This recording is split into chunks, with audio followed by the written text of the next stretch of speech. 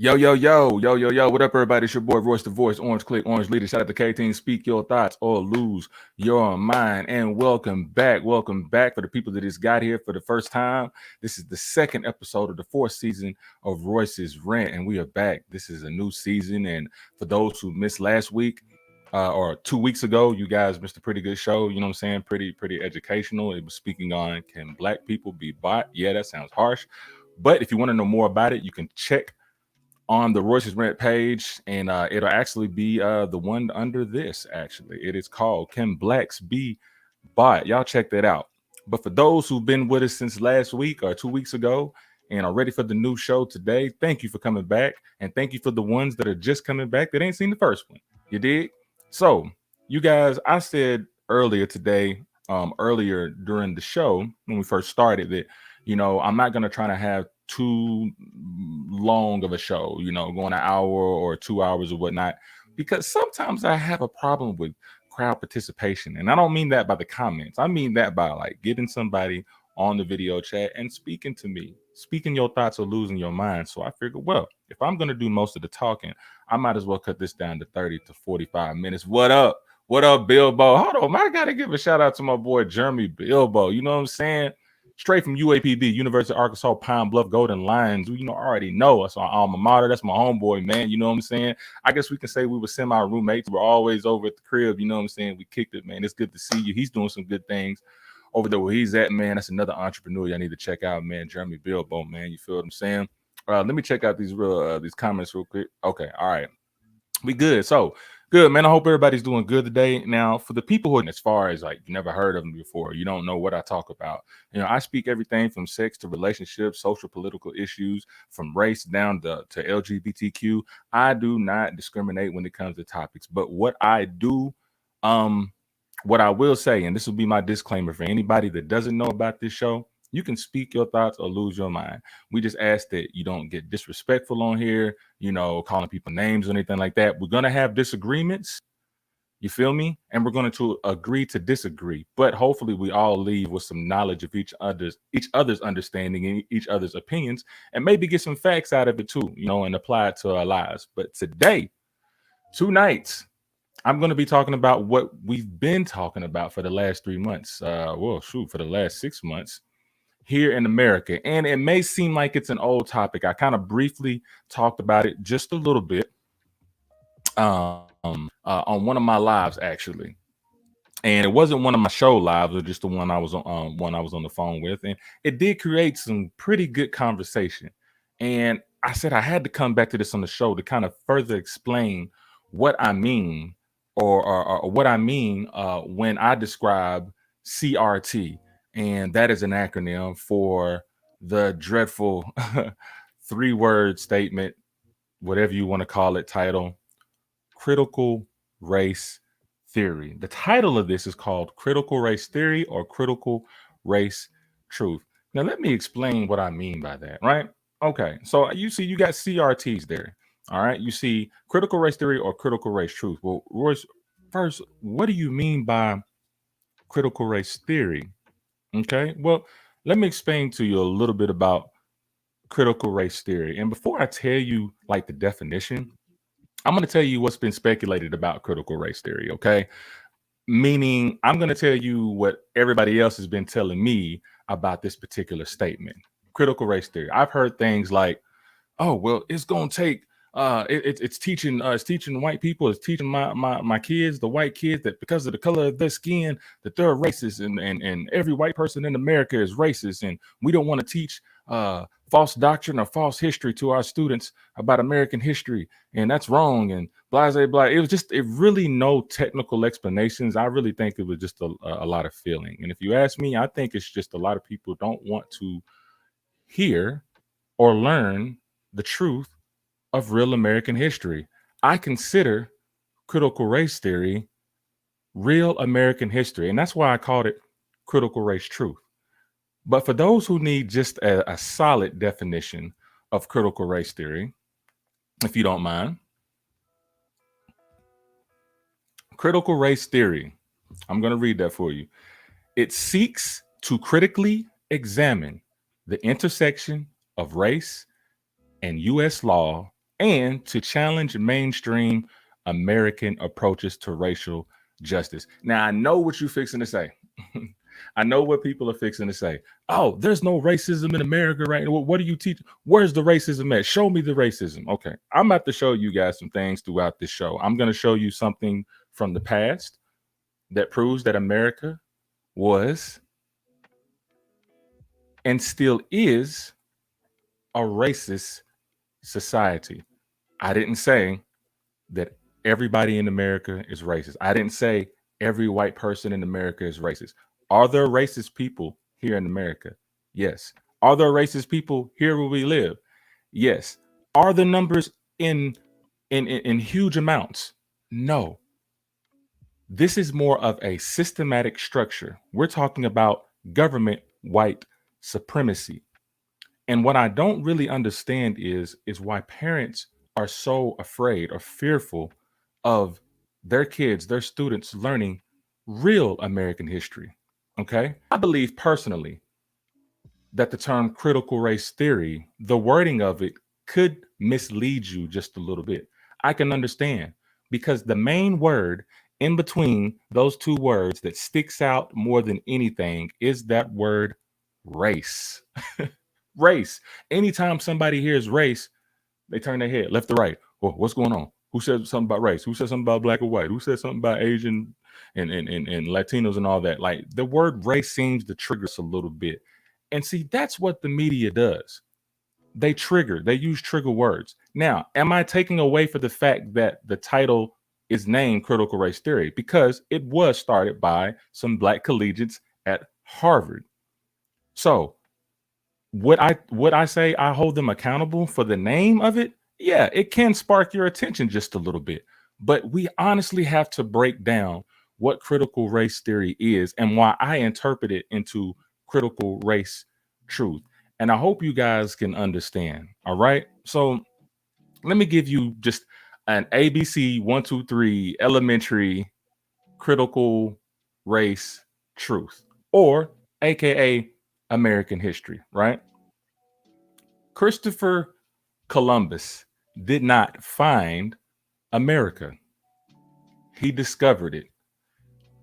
And understand, what do you mean? If you got your kids watching or anything like that, they're probably wondering, well, I thought Christopher Columbus discovered America. Well, if you want to be technical about it, yeah, Christopher Columbus did discover America.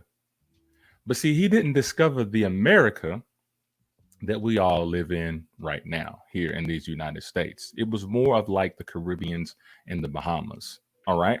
Now, let me explain even further the difference between finding something and discovering something. Because, see, that word discover has been passed out throughout our history, and we interpret discover as you found it, you own it, nobody else was there, and you're going to take the land and make it yours.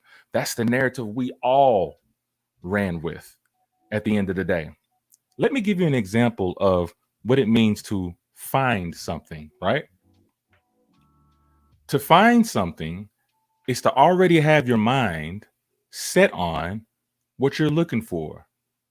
For example, I'm hungry and I want some cookies, but the best cookies I like to eat are at Publix. I'm just making that up, all right? I'm going to go find some cookies at Publix. So as I go to Publix and I go into the section where the snacks are at, I'm looking once again for cookies. I find the cookies that I like. I find them. I didn't discover it, I found it. Now, to discover is basically running up on something you had no intentions of looking for in the first place, right? I was walking down the street and I reached to a dead end and I saw a leprechaun. I know that sounds funny, but thank you, Jim Moorhead, for the stars. Let me also mention that you guys already saw it up there. Please Donate to the Royces Rent Network, please. At the bottom on the right side on the Royces Rent page, you'll see stars. Please donate $1, $2, 50 cents, 30 cents. It doesn't matter. It just supports. It helps run the show. It keeps us doing what we're doing now to do the proper research, and then try to give you the news or the opinions and facts the best way that I can, and we can get an understanding. You already know what to do, man. Starts at only 99 cents. Y'all make sure y'all do that. Just imagine if everybody gave $1 tonight. I know there's 50 people online right now. That's $50, man. We can pay this bill to keep this thing running. I'm keeping it real with y'all. All right. So let's get back to it real quick. So to discover something, I'm walking down the street and there's a leprechaun in front of me. I just discovered a leprechaun. I was not looking for the leprechaun at all. I wasn't looking for nothing. It just happened to be there and I discovered it. That's the difference between discovering and find. To find, you're looking for something. To discover, you're not, there's no destination. You just happen to run into it. Where Christopher Columbus landed was already occupied, but he put his stamp on it. And that's the mistake I feel that the school system has made. And I know, at least for us millennials, they had told us the wrong history all the way down to Christopher Columbus. You had us and our kids thinking that this was the person that made America the way it is now. That discovered the places that we live right now. Like nobody was here. All right. That's critical truth, critical race truth, or AKA American history. I wish people would get out of their minds that CRT is teaching people that they are racist. No, what it's actually doing is studying how racist America was. And I will continue to say, in some cases, how America is. And we're about to go to the past a little bit about critical race theory. Let's talk about how racist America was, though. All right. What BJ Andrews just say real quick? Let me check him out. Columbus discovered a land rich in history for tens of thousands of years. Everybody click on that right there. I won't be able to click on it, but I will a little bit later. But I appreciate that information, my man. I'm gonna go look at that a little bit later. And I appreciate you tuning in. All right. So we've already talked about what's been speculated with critical race theory, but I wanted to take you guys back on just an example of what I feel should be taught in American history in our schools. Let's try to take that word CRT out of our minds right now. Okay. Let's just talk about real history. And when it comes to real history, here goes another word that nobody really likes. And let me read this real quick. I appreciate your show and your views, but racism is ugly and we don't always need to dissect it. It's so deep a wound that digging into it will only infect the surrounding tissue. It has to heal from the inside. From an awesome video I saw online, stop fanning the flames of racism. What good does it do to teach a baby today to experience with another baby what their ancestors did so long ago? Let racism die the death it deserves. And I agree with you. Who's that? Ruth Brooks. I appreciate your comment. And I would to say I would agree with you on some points. But this is what I have to say about that altogether. Just as the narrative of everybody says, we must learn from our past so we can't repeat it. What's the use of not learning from our past? When we learn from our past, we learn what not to do. We learn how ugly it was. So as human beings, if we're good people, it hurts us that America was that way and we thrive not to be that way in the future. But if you have no knowledge or understanding of how we got here in the first place, how are you going to know where to go in the future without having knowledge? If that's the case, and I understand when it comes to race and all that stuff, racism and all that, but that's history. Otherwise, why do we even go to school? Why do we even learn history? Why can we talk about everything else in history, but what has happened to indigenous, natives, and Black people? That's my question that I ask you. I appreciate your comment, but I strongly believe that this is something that we all need to learn so we can progress in the future. Yes, your kids need to know how harsh and rude and racist the American government was. Yes, your children need to know that America was taken by Europeans and British. They took native lands, they took people of color's lands. And I talk about that on another show as far as slaves all coming from Africa. It's a whole nother story. But the general thing is that America has stole land over everything. This is stolen land. At the end of the day, why would you not want to teach that? Saying that you don't want to teach that, to me, only means that you're trying to hide the fact. You don't want to believe that that happened. You want to act like it never happened and everything was just peace and harmony. And the 4th of July and we gained our independence. There were a lot of people who didn't gain independence. So let me stop rambling because I'm supposed to give you some more examples. We're going to go back to the past a little bit of what I feel we should be teaching in schools. All right. Okay, so I gave you a little cookie cutter thing as far as what truth is, right? Christopher Columbus did not find America, he discovered it. And I explained the difference between find and discover. Now, this word that everybody hates, this statement, this slogan right here that I'm going to talk about, you've heard it many times and people get sick in the stomach when they hear about it. It's called systemic discrimination, or AKA systemic racism. Either way, these are policies and practices throughout a whole society or organization that result in and support a continued unfair advantage to some people because of race. Now, you can raise your hands if you're sure, or you can keep quiet. But I believe that honestly, no matter what color you are, everybody has faced some type of systemic discrimination because of what color you are. I think everybody can raise their hand on that. But the hands get a little slim when we bring it over to the people of color, when we bring it over to Black people, when it comes to systemic discrimination. And so let me give you an example of what they forgot to tell you in our history books in school. And it's something that you can look up. This is something I feel people should know. Let's start with Black codes. All right. Now, mind you, I'm starting at the past, people. I'm going to go to the present so this can all make sense. I don't want you guys to think that I'm dwelling on the past and letting and you're trying to tell me that this doesn't happen now. There's still some things happening now. But back then, they started with things called Black codes. Now, Black codes were local and state laws that detailed when, where, and how formerly enslaved people could work and for how much pay. This was to put Black citizens into indentured servitude. Now, I kind of paraphrase that. So let me explain that for a minute. Black codes, local and state laws. This was after the Civil War. Local and state laws that detailed when, where, and how formerly enslaved people could work and for how much pay. That's racist. Why doesn't our schools teach things like this? These type of things do not bring hate.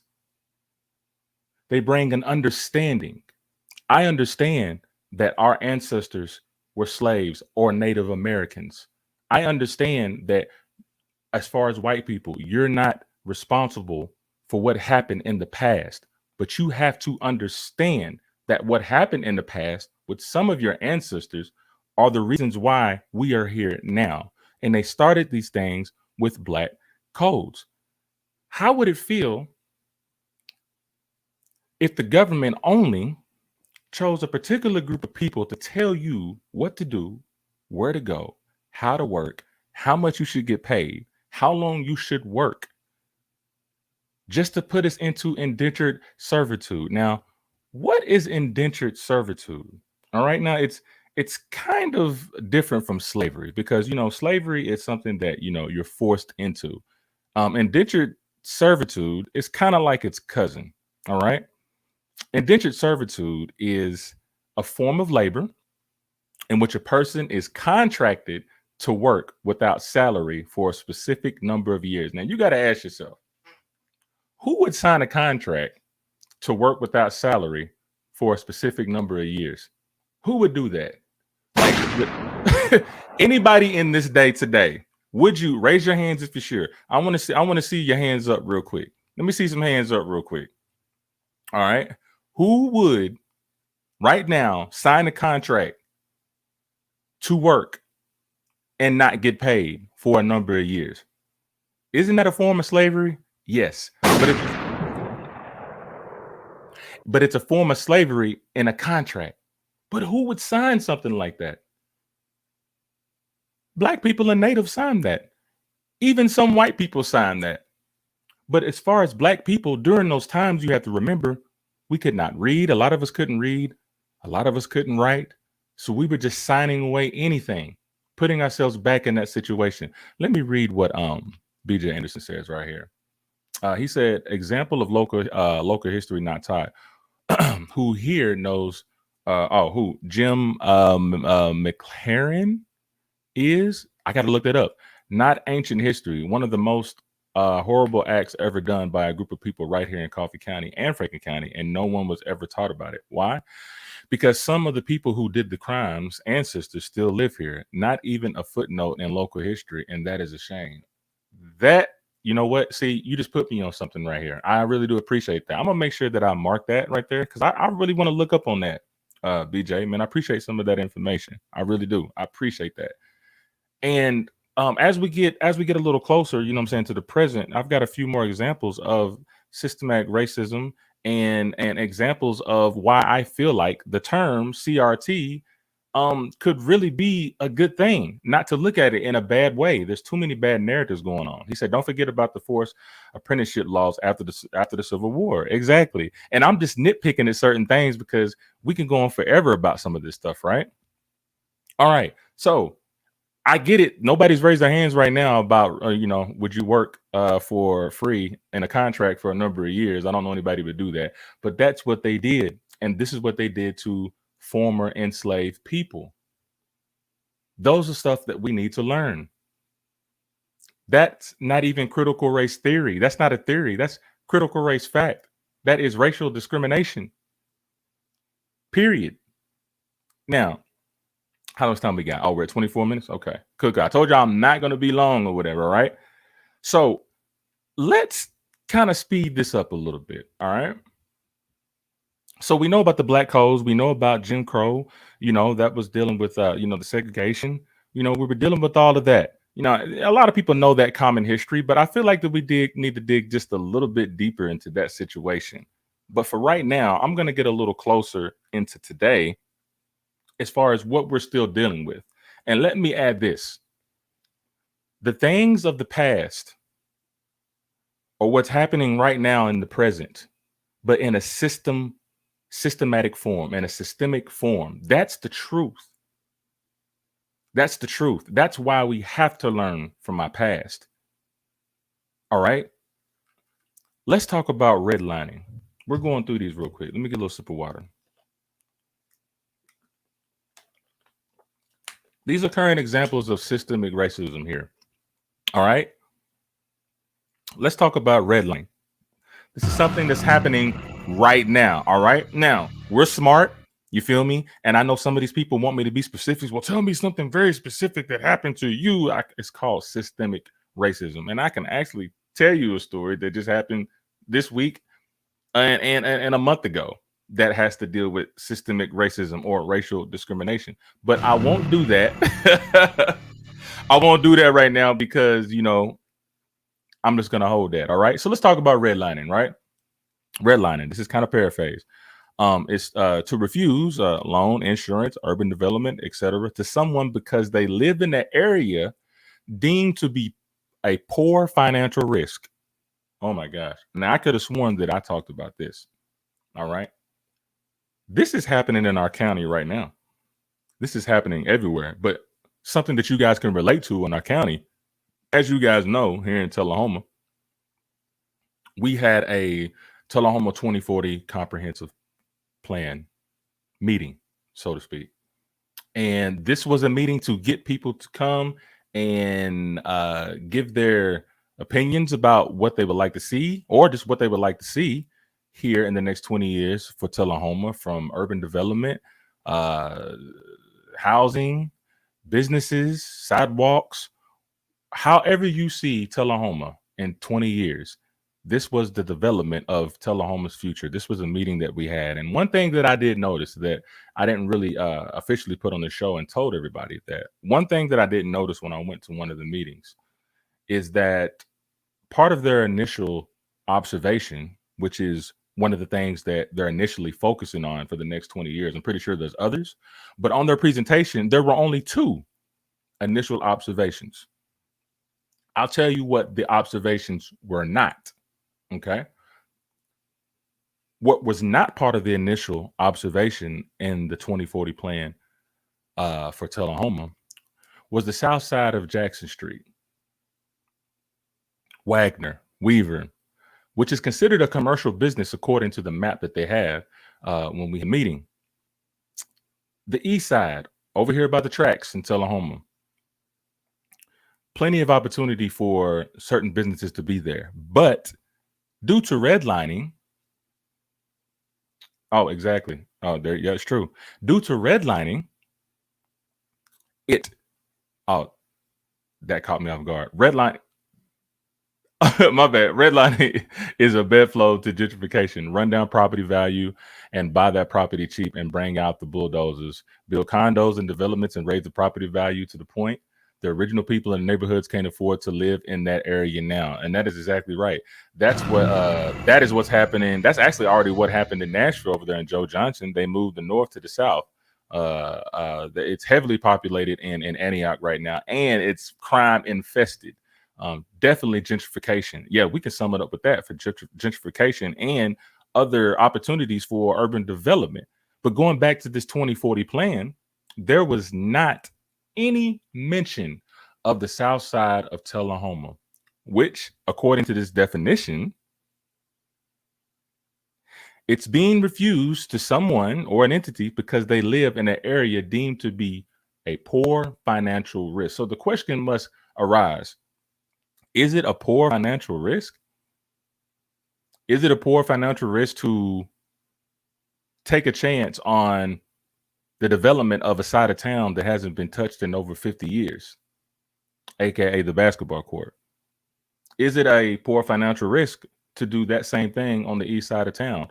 Those are examples of redlining. You're basing the economic development and future of an area because of the area that they live in. And let's keep it real. On the south side of Jackson, there are Black people that live on that end. That is pretty much the most heavily populated of Black people on this side of town. And if you can put two and two together, I don't want to argue. I don't want to argue. Thank you, sir. I don't want to argue. It's already there. And people are not speaking up. But in that meeting, they did not mention that. Poor financial risk to whom? That is the question. That is the question. A poor financial risk to our government, to our city government.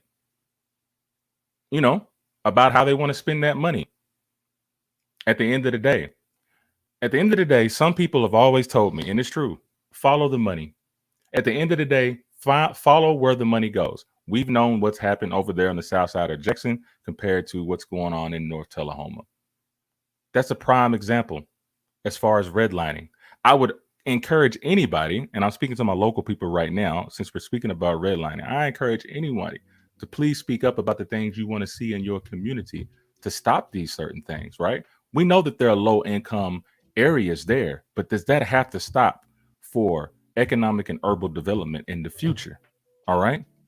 Did you just text me? Okay. Did you want to go to a commercial? Because I know I got one more thing I want to touch upon and I want to close upon because I don't want to be in here too long. What do you think I should do?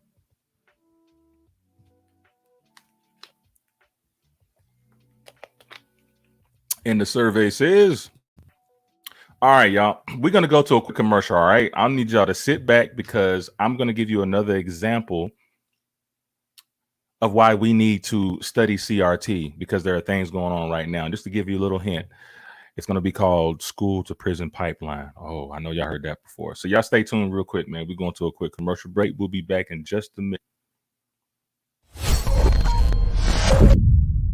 In the beginning, my product was not for sale at all. It was really for my son's eczema. I tried everything that the commercial world had to offer, and nothing tended to his needs. I took it upon myself to create something of my own. I finally had the right antidote. I found out it not only worked for my son's skin, it worked for his hair as well. I started to experiment more and made several products for skin and hair care with all homegrown natural ingredients to give you the healthy look you deserve.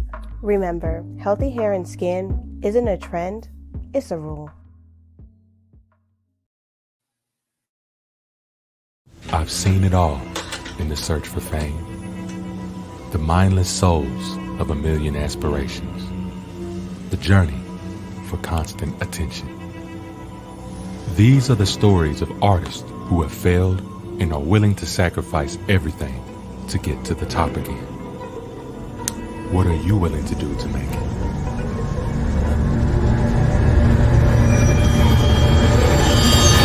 On the hit list. The worst thing that we think is happening in our life could be the best thing for a transition in your life. I didn't realize what type of brother I had. My brother is probably turning over in his grave and doing backflips. I found myself. It got me to that point where I knew that I had something to live for and a legacy to live for.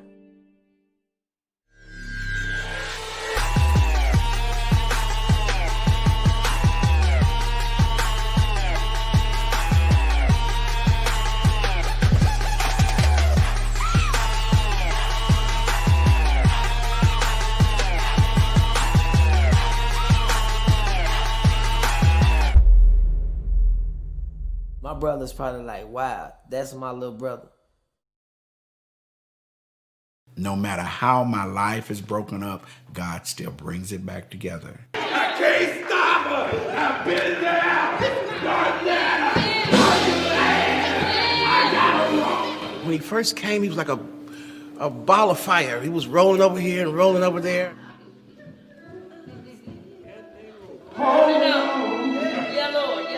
He gave a sermon,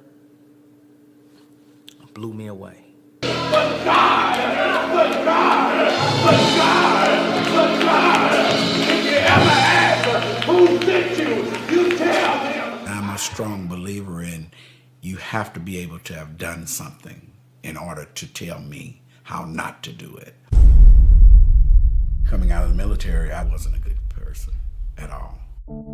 I gotta get away from this. I got out there to where I couldn't get back. He's doing some stupid stuff. If I had to do it all over again, I guess I could say I would because I didn't know any better then.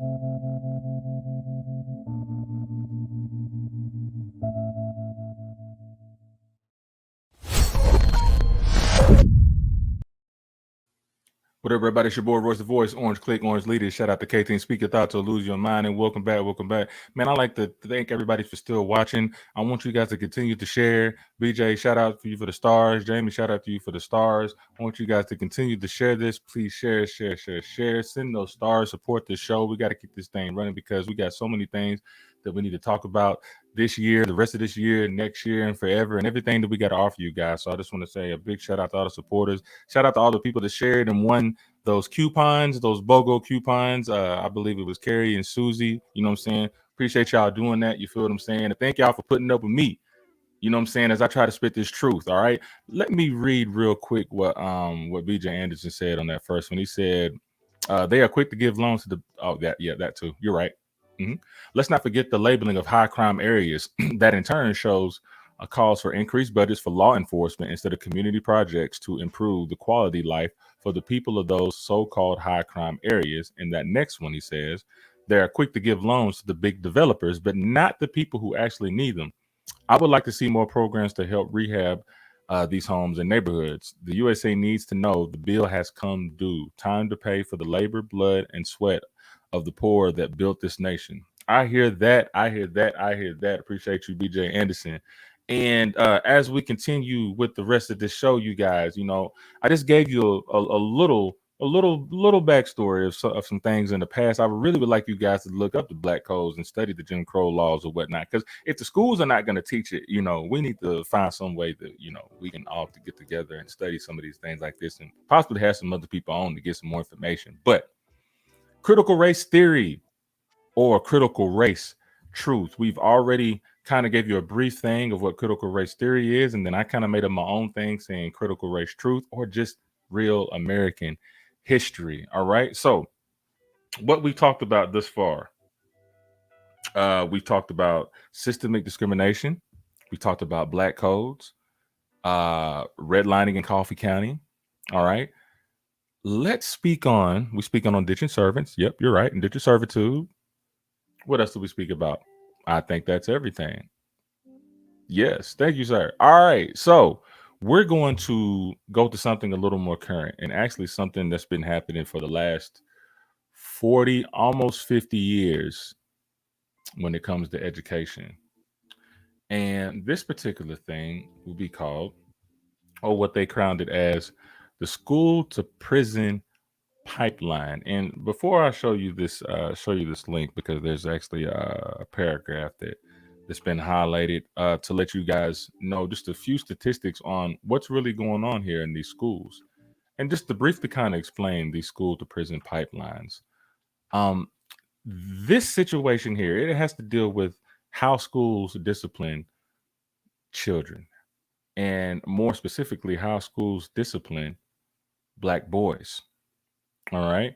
So we're going to show this link real quick. I'm going to read it off to you because I don't want you to hear it from my mouth. I want you to hear it from several of these articles that I've researched. And I found one that kind of paraphrased everything into a few stats here. So if we can kind of pull that up, man. All right. Ooh, okay. Yep. I can see it on mine. All right. So the school to prison pipeline refers to the consistent stream of children, disproportionately students of color, especially black boys, as I said, that move from public schools into the prison system. Often, this process starts with disciplinary action due to subjective behavioral issues such as disrespect, which is influenced by negative stereotypes such as black youth being more adult than their peers and black boys being dangerous. White students are more likely to be disciplined for recordable offenses such as vandalism. As a result, black students represent 31% of school related arrests and are 3 times more likely to be suspended or expelled compared to their white peers. Now, this process starts incredibly young. 50% of suspensions in preschool are black children, despite a report finding that black students are misbehaving no more than other students. All right. So I hope you guys got that sunk in right there, because I'm about to explain just a little bit what that does psychologically to black boys when it comes to how they're disciplined in school, how some minor type of offenses get the ultimate punishment, as in being suspended or being expelled without having some type of counseling or some type of guidance or maybe even more tutoring to help elevate this black boy, to not make him feel like that any little thing that he does, he gets the ultimate punishment for it. If he does the same punishment as somebody else of another color, they should get the same consequence. But as far as stats show, that doesn't really happen. Now, what that does to black children psychologically, it creates that mentality that whatever they do, they're going to get in trouble anyway, no matter what the rate of trouble it is. It could be something small as far as talking back to the teacher. Another version are the special ed classes. Now, I used to work in the special ed, program for about 2 or 3 years. And, looking at it from the inside, it took me a while to kind of understand exactly what was going on with some of our black kids there in the school. And I won't name any particular school, but I would just have to just say this Tullahoma school system. As far as I'm concentrating on really the black youth here and what I've seen, a lot of the black youth that were placed in some of my special ed classes did not need any special educational needs, so to speak. They did not have they didn't have special needs. They were not autistic. They may have had some behavioral issues, but that's not a reason to put them in a class and slow down their learning process because of maybe talking back or maybe getting in trouble in class as kids do, or maybe can't sit down. A lot of kids got ADHD. Some of these punishments for our black kids are detrimental for their future. What I did find out is that taking some of these kids home, it wasn't the fact that they couldn't learn or they weren't smart. It was their living conditions at home. It was the lack of the follow through with parents or guardians not helping them with their homework or encouraging them to be somebody great when they go to school.